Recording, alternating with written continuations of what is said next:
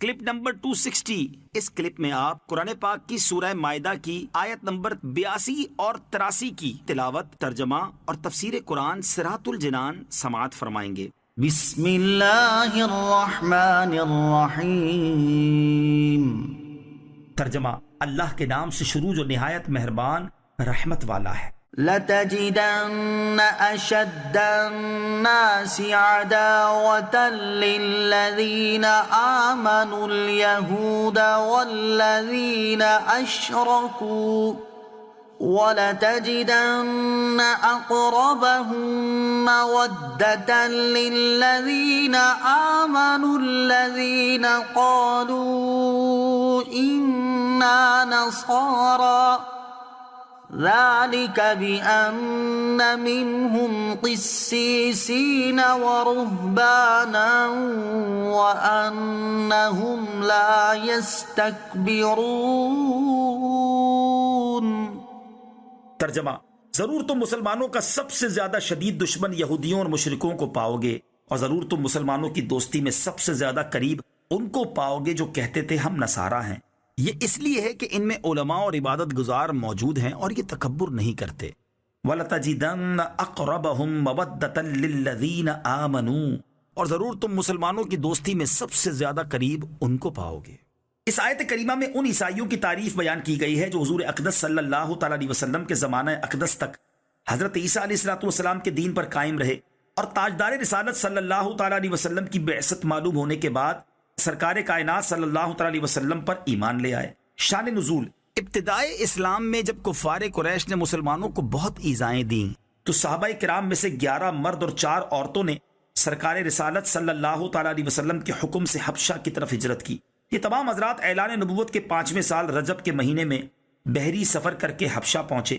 اس ہجرت کو ہجرت اولا کہتے ہیں۔ ان کے بعد حضرت جعفر بن ابی طالب رضی اللہ تعالیٰ عنہ گئے، پھر اور مسلمان روانہ ہوتے رہے، یہاں تک کہ بچوں اور عورتوں کے علاوہ مہاجرین کی تعداد 82 مردوں تک پہنچ گئی۔ جب قریش کو اس ہجرت کا علم ہوا تو انہوں نے چند افراد کو تحفہ تحائف دے کر نجاشی بادشاہ کے پاس بھیجا۔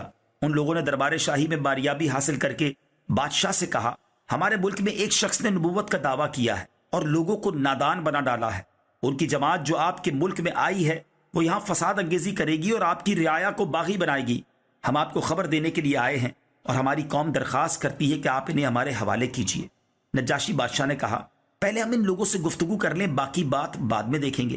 یہ کہہ کر اس نے مسلمانوں کو طلب کیا اور ان سے دریافت کیا کہ تم حضرت عیسیٰ علیہ السلام اور ان کی والدہ کے بارے میں کیا عقیدہ رکھتے ہو؟ حضرت جعفر بن ابی طالب رضی اللہ تعالیٰ عنہ نے فرمایا، حضرت عیسیٰ علیہ السلام اللہ تعالیٰ کے بندے اور اس کے رسول کلمت اللہ اور روح اللہ ہیں، اور حضرت مریم رضی اللہ تعالیٰ عنہا کنواری پاک ہیں۔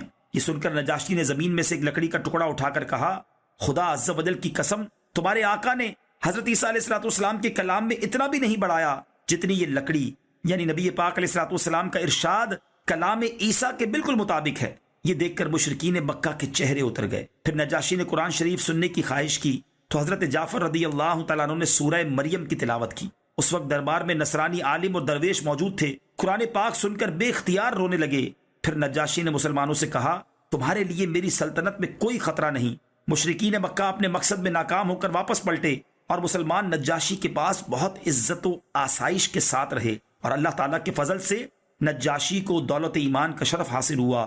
اس واقعے کے متعلق یہ آیت نازل ہوئی۔ وَإِذَا سَمِعُوا مَا أُنزِلَ إِلَى الرَّسُولِ تَرَىٰ أَعْيُنَهُمْ تَفِيضُ مِنَ الدَّمْعِ مِمَّا عَرَفُوا مِنَ الْحَقِّ يَقُولُونَ رَبَّنَا آمَنَّا فَاكْتُبْنَا مَعَ الشَّاهِدِينَ۔ ترجمہ، اور جب یہ سنتے ہیں وہ جو رسول کی طرف نازل کیا گیا تو تم دیکھو گے کہ ان کی آنکھیں آنسوؤں سے ابل پڑتی ہیں، اس لیے کہ وہ حق کو پہچان گئے۔ کہتے ہیں، اے ہمارے رب، ہم ایمان لائے، پس تو ہمیں حق کے گواہوں کے ساتھ لکھ دے۔ وَإِذَا سَمِعُوا مَا أُنزِلَ إِلَى الرَّسُولِ، اور جب یہ لوگ اس کو سنتے ہیں جو رسول کی طرف نازل کیا گیا۔ جب حبشہ کی طرف ہجرت کرنے والے صحابہ کرام رضی اللہ تعالیٰ عنہم نجاشی کے دربار میں جمع تھے اور مشرکین مکہ کا وفد بھی وہاں موجود تھا، تو اس وقت نجاشی نے حضرت جعفر طیار رضی اللہ تعالیٰ عنہ سے عرض کی کیا آپ کی کتاب میں حضرت مریم رضی اللہ تعالیٰ عنہا کا ذکر ہے؟ حضرت جعفر رضی اللہ تعالیٰ عنہ نے فرمایا قرآن پاک میں ایک مکمل سورت حضرت مریم رضی اللہ تعالیٰ عنہا کی طرف منسوب ہے۔ پھر سورہ مریم اور سورہ طٰہٰ کی چند آیات تلاوت فرمائیں تو نجاشی کی آنکھوں سے سیل اشک روا ہو گیا۔ اسی طرح جب پھر حبشہ کا وفد سرکار دو عالم علیہ الصلوۃ والسلام کی خدمت میں حاضر ہوا جس میں 70 آدمی تھے اور تاجدار رسالت صلی اللہ تعالیٰ علیہ وسلم نے ان کے سامنے سورہ یاسین کی تلاوت فرمائی تو اسے سن کر وہ لوگ بھی زاروں کتار رونے لگے۔ اس آیت میں ان واقعات کی طرف اشارہ ہے، انہی سب کے متعلق فرمایا گیا کہ جب یہ لوگ اس کو سنتے ہیں جو رسول اللہ صلی اللہ تعالیٰ علیہ وسلم کی طرف نازل کیا گیا تو تم دیکھو گے کہ ان کی آنکھیں آنسوؤں سے ابل پڑتی ہیں کیونکہ وہ حق کو پہچان گئے اور وہ کہتے ہیں اے ہمارے رب عز و جل، ہم محمد مصطفیٰ صلی اللہ تعالیٰ علیہ وسلم پر ایمان لائے اور ہم نے ان کے برحق ہونے کی شہادت دی، پس تو ہمیں حق کی گواہی دینے والوں کے ساتھ لکھ دے اور ہمیں اس حبیب علیہ الصلوۃ والسلام کی امت میں داخل فرما جو روز قیامت تمام امتوں کے گواہ ہوں گے۔ اور یہ بات انہیں انجیل سے معلوم ہو چکی تھی۔ اس آیت سے معلوم ہوا کہ ذکر الہی کے وقت عشق و محبت میں رونا اعلیٰ عبادت ہے۔ اسی طرح عذاب الہی کے خوف اور رحمت الہی کی امید میں رونا بھی عبادت ہے۔ بہت سے عاشقان قرآن کی تلاوت کرتے ہوئے جھومتے ہیں، یہ قرآن کریم سے لذت و سرور حاصل ہونے کی وجہ سے ہوتا ہے۔ صبح کی خوشگوار ہوا سے نرم شاخیں حرکت کرتی ہیں اور تلاوت کرنے والا رحمت الہی کی نسیم سے ہلتا ہے۔